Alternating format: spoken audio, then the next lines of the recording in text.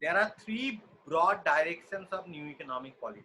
The first one is that the reducing the extent of government control over various areas of domestic economy. Before NEP, everywhere there was government. So everywhere you need to get license from the government. You need to get your permit.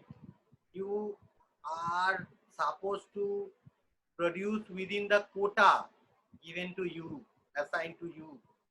So everywhere there was government control. So the first direction of new economic policy, or it is also called economic reform. So this reforming your economy, the first direction is to have least government control. Second one, increasing or to increase the role of private sector. So see, paradigm shift from public sector to private sector.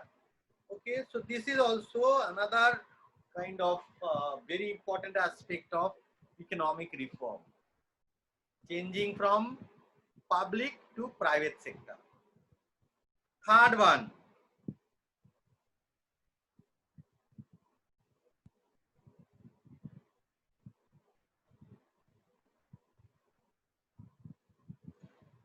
to open up the economy for foreign trade, to allow for foreign trade, and to welcome foreign investment. So we are not only opening up of our economy.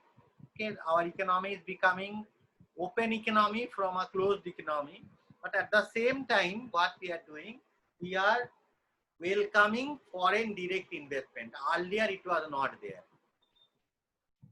Now there were two aspects of this particular reform. One is microeconomic and another is macroeconomic. Now this microeconomic aspect is or was stabilization, and macroeconomic aspect was structural reform, to change the structure of the economy, to make the economy. So basically the structural reform will take time.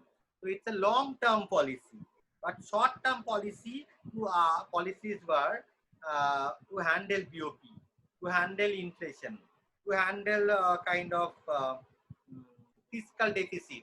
These are the short-term policies, and the long-term policies were just structural reform.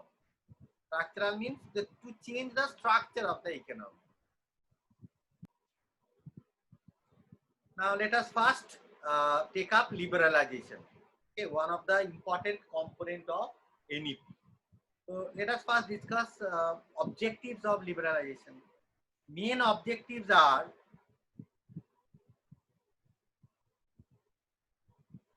to free our industry from needless and unnecessary control of the government. I repeat, to make our industry free from unnecessary government control. That means to make it free from red tapeism, to make it free from license, permit, quota, etc. Second point, uh, to release the growth promoting entrepreneurial energies. This is little philosophical, this point. Basically what we have to do, we have to help new entrepreneurs, okay, who have prospects. So we have to help those entrepreneurs who has prospects. Third, to get rid of costly delay. So to get rid of costly delay is again, okay, it is talking about red tapeism. We have to make our industries free from red tapeism. Okay, and then to upgrade technology, technological innovation, upgradation, this is also there, and to develop international competitiveness, and to integrate Indian industry with world economy, to integrate our economy with world economy. So we have to make our economy potent. so that it can compete with other giant economies. We have to make our industries competitive so that in the battle of trade, they also win contract. That means they also get opportunity to export in world market. So we have to, so it's a kind of little philosophical though, all the points are. So basically these are the objectives or these are the vision of the then government. Let us now discuss four major areas where we had liberalization. First, industrial policy reform. Second one, financial sector reform. Third one, trade and investment policy reform. And fourth one is tax reform. So these four are the areas where reforms took place. So industrial policy reform, okay, we already discussed it, that making industries free from license, permit and quota. Okay. Now some industries were reserved, some specific industries were reserved for public sector only. So now private sectors were also allowed. So after NEP, this is done. Okay. Then production of some commodities were reserved only for small scale industry. So that is also listed. Now any producer with any scale can enter into the market and produce those commodities.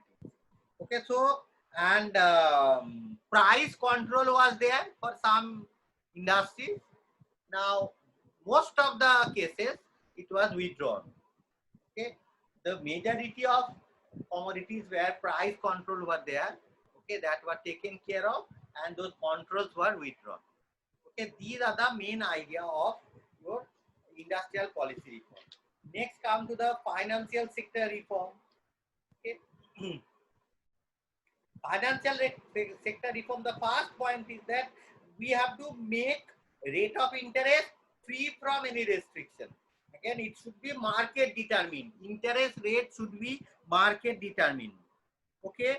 Then SLR, statutory liquidity ratio, you must be knowing because we have already done banking chapter. So to reduce SLR, liquidity ratio must be reduced. Okay.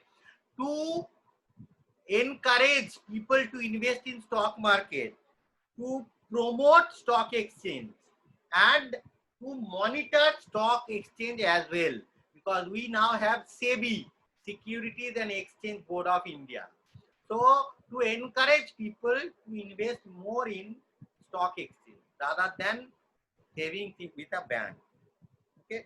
Foreign institutional investors were allowed to buy shares from Indian company. Foreign investment in banks raised up to 50%. Okay, these are the things. Private banks were allowed to start operation. This is another very, very important. Before 1991, before NEP, there was no private bank. Merchant banks were there like HSBC, ANZ Greenleaf, Standard Chartered. Okay, these banks were there from the British era. Okay, but other than these merchant foreign banks, no private bank was there. So after this, now we have many private banks like IndusInd Bank, Axis Bank, ICICI Bank, IDBI Bank, HDFC Bank, Bandhan Bank. Okay, many are there.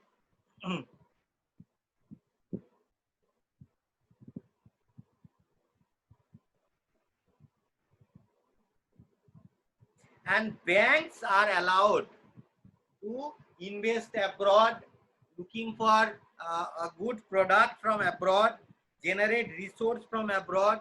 So basically financial sector reform means liberalization of banking system. Mainly it is liberalization of the banking system. Now third one is the trade and investment policy reform. So over here mainly abolition of all import license. Earlier import was not very easy. You need to get a license from government office, that trade ministry or kind of industry ministry, etc. Now that is abolished. Okay, the removal of quantitative restriction on import, that means quota, abolition of quota. Okay, then tariff was reduced, reduction in tariff. Okay, and the withdrawal of restriction on foreign investment. We will discuss this part in detail when we go for globalization. Okay, so this trade and investment policy reform, okay, are dealt in globalization also. Last one is that tax reform. What is tax reform? It is basically to make our tax system, indirect and direct tax system, very easy, and to go for a tax cut, tax rate cut. Okay, to make the tax structure very simple, and to okay, enlarge the tax net. That means to bring more and more people into the tax net. Okay, earlier when we were okay, so these are the 2-3 points under tax reform. So we have discussed 4 points under liberalization: industrial policy reform, financial policy reform, trade and investment policy reform, and tax reform.